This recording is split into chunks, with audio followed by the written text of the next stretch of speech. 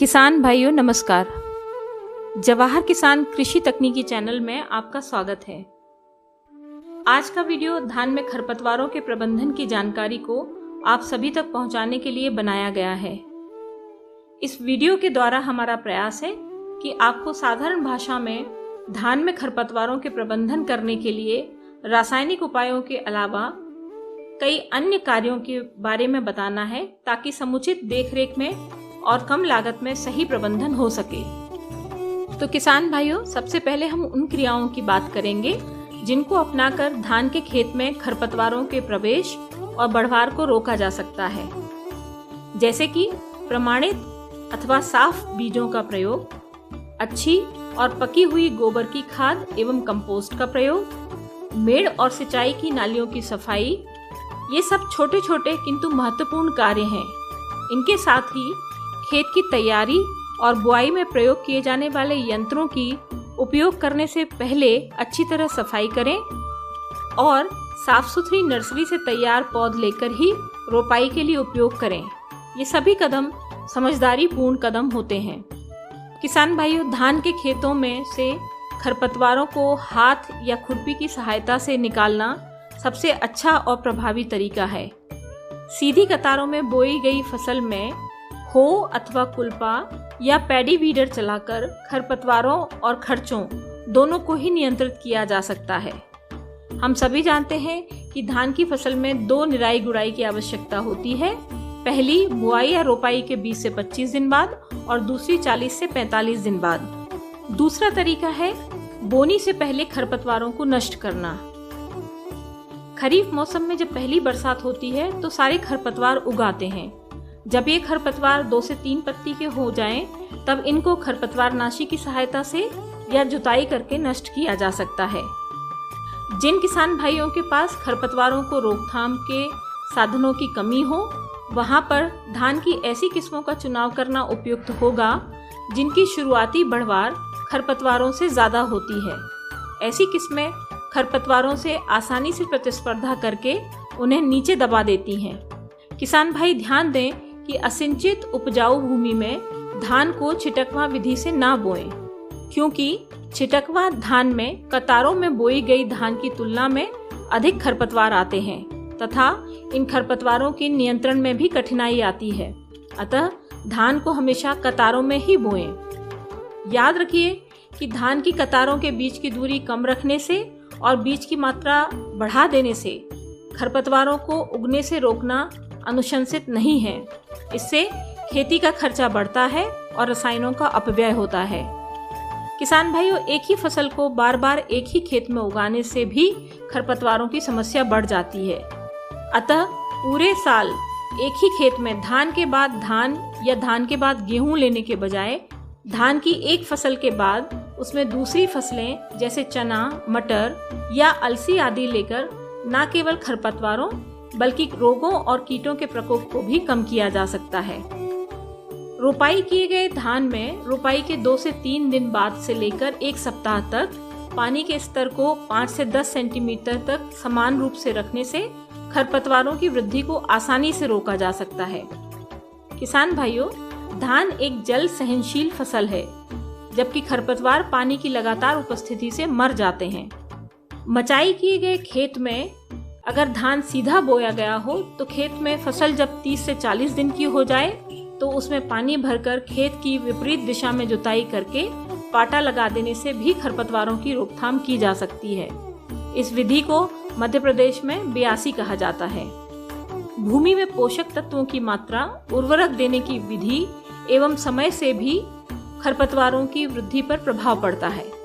असिंचित उपजाऊ भूमि में जहां खरपतवारों की समस्या अधिक होती है, वहां नाइट्रोजन की आरंभिक मात्रा को बुआई के समय न देकर पहली निराई गुड़ाई के बाद देना ज्यादा लाभदायक होता है तथा नाइट्रोजन को धान की कतारों के पास डालने से इसका ज्यादा से ज्यादा भाग फसल को मिल पाता है। और अंत में हम रासायनिक नियंत्रण की बात करेंगे। वैसे तो हम सभी जानते हैं कि धान की फसल में खरपतवारों को रोकने के लिए निराई गुड़ाई अच्छी विधि है, लेकिन बढ़ती हुई मजदूरी, खेत में अधिक नमी और खरीफ के असामान्य मौसम के कारण ये विधियां आर्थिक दृष्टि से लाभदायक नहीं होती हैं। कभी कभी निराई गुड़ाई के समय धान के पौधों और मुख्य खरपतवार जैसे जंगली धान और सावा के पौधों में फूल खिलने की पहले की अवस्था में पहचान कर पाना मुश्किल होता है। इसलिए उपरोक्त परिस्थितियों में खरपतवारों का रसायनों द्वारा नियंत्रण करने से प्रति एकड़ लागत तथा समय की बचत होती है। लेकिन खरपतवारनाशी रसायनों का प्रयोग करते समय सटीक मात्रा, उचित तरीका तथा सही समय पर प्रयोग करना आवश्यक है, अन्यथा लाभ के बजाय हानि की संभावना रहती है। धान की सीधी बोनी अथवा लई पद्धति से बोनी के धान में खरपतवार प्रबंधन हेतु बोनी के 20 से 25 दिन की अवस्था में बिस्पायरीबैक सोडियम सॉल्ट की 80 से 100 मिलीलीटर मात्रा प्रति एकड़ अथवा मेटसल्फ्यूरॉन मेथिल और क्लोरीम्यूरॉन एथिल की मिश्रित दवा की व्यापारिक पदार्थ की 8 ग्राम मात्रा प्रति एकड़ का छिड़काव करें, जिससे चौड़ी पत्ती तथा मोथा कुल के खरपतवार नष्ट होंगे।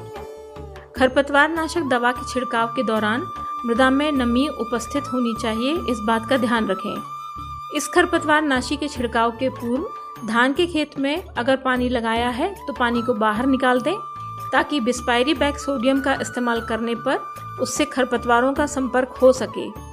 एवं छिड़काव के 2 से 3 दिनों के बाद अगर संभव हो तो खेत को पानी से भर दें और लगभग 7 दिनों तक खेत में 3 से 8 सेंटीमीटर का पानी का स्तर बनाए रखें। रोपा पद्धति के धान में खरपतवार प्रबंधन हेतु बेनसल्फ्यूरॉन और प्रेटिलाक्लोर की मिश्रित दवा की 4 किलोग्राम व्यापारिक पदार्थ को प्रति एकड़ या पायराइजोसल्फ्यूरॉन की 80 ग्राम व्यापारिक पदार्थ या पेंडिमिथलिन 30 EC की 1.2 लीटर मात्रा को प्रति एकड़ की दर से रोपाई के 3 दिन के अंदर प्रयोग करें। खरपतवार नाशक दवाओं के छिड़काव हेतु फ्लैट फैन या फ्लड जेट नोजल का प्रयोग करें। फसलों में उपस्थित खरपतवारों के प्रकार और अवस्था के अनुसार ही खरपतवार नाशकों का चुनाव करें। जब भी आप खरपतवार नाशी दवा लेने जाएं तो विश्वसनीय स्रोत से ही इसकी खरीदारी करें। खरपतवार नाशकों का प्रयोग अनुशंसित मात्रा से कम या ज़्यादा नहीं करें। खरपतवार नाशकों के छिड़काव के पूर्व पंप को आवश्यकतानुसार समायोजित कर लें। कभी भी खाली पेट खरपतवार नाशकों का छिड़काव नहीं करें। खरपतवार नाशकों का छिड़काव हवा की दिशा के विपरीत नहीं करें। शरीर के किसी भी अंग को खरपतवार नाशकों के संपर्क में न आने दें। इसके लिए आवश्यक है कि छिड़काव करते समय दस्ताना, फुल पैंट, फुल कमीज, जूता और चश्मा पहना हुआ हो तथा मुंह पर कोई कपड़ा बंधा हुआ हो। प्रत्येक बार स्प्रे टैंक में खरपतवार नाशक घोल को तैयार करते समय एक लकड़ी की सहायता से ठीक से हिला लें और अच्छी तरह मिला लें। जब खरपतवार नाशकों का छिड़काव चल रहा हो उस समय धूम्रपान न करें और खाना न खाएं। जब छिड़काव का कार्य संपन्न हो जाए तो अपने कपड़े बदलकर स्नान अवश्य करें।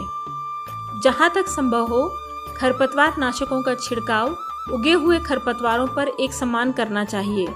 छिड़काव करते समय विशेष ध्यान दें कि खरपतवार नाशकों को किसी भी कतार में दोहराना नहीं है तथा कोई भी क्षेत्र छिड़काव से वंचित नहीं रहना चाहिए। अंकुरण के पहले प्रयोग किए जाने वाले खरपतवार नाशकों के लिए अपेक्षाकृत पानी अधिक लगता है, जबकि अंकुरण के पश्चात जिन खरपतवार नाशकों का प्रयोग होता है उनके लिए कम पानी का प्रयोग होता है। खरपतवार नाशकों के अनुसार यानी अंकुरण के पहले एवं अंकुरण के बाद के लिए पानी की मात्रा में प्रति एकड़ 100 से 200 लीटर का अंतर आ सकता है, इस बात का ध्यान रखें। एक ही फसल की कुछ किस्में खरपतवार नाशी के प्रति संवेदनशील हो सकती हैं, इसलिए इसका ध्यान रखा जाए कि उस किस्म की खरपतवार नाशी के लिए कितनी संवेदनशीलता है। अगर किसी फसल में एक से अधिक बार खरपतवार नाशी का प्रयोग हो रहा है तो खरपतवार नाशी बदल कर प्रयोग करें, यानी कि एक ही खरपतवार नाशी को दोनों समय इस्तेमाल ना करें, क्योंकि एक ही खरपतवार नाशक के लगातार प्रयोग से खरपतवारों में दवा के प्रति प्रतिरोधक क्षमता उत्पन्न हो जाती है। छिड़काव के बाद खरपतवार नाशकों के बचे घोल को मुख्य खेत में ना फेंकें। स्प्रे करने वाले पंप को छिड़काव के बाद डिटर्जेंट से अवश्य धो लें। बचे हुए खरपतवार नाशी को चिप्पी लगाकर कीटनाशकों से दूर रखें ताकि भ्रम की स्थिति पैदा ना हो। इसके अतिरिक्त प्रत्येक 3 साल में रबी की फसल की कटाई के तुरंत बाद या गर्मी के मौसम में एक बार गहरी जुताई अवश्य कराएं। इससे खरपतवारों के बीज जमीन के ऊपर आ जाते हैं और तेज धूप में नष्ट हो जाते हैं। यह विधि अपनाने से कीटों और बीमारियों के प्रकोप में भी कमी आती है। तो किसान भाइयों, आशा है आज के इस वीडियो से आपको अपने खेत में खरपतवारों के नियंत्रण में मदद मिलेगी और आप कम लागत में अच्छी तरह से अपने खेतों में खरपतवारों का प्रबंधन कर सकेंगे। आपको ये वीडियो कैसा लगा ये हमें ज़रूर बताएं। आज के इस वीडियो को धैर्यपूर्वक देखने के लिए आप सभी का बहुत बहुत धन्यवाद। नमस्कार।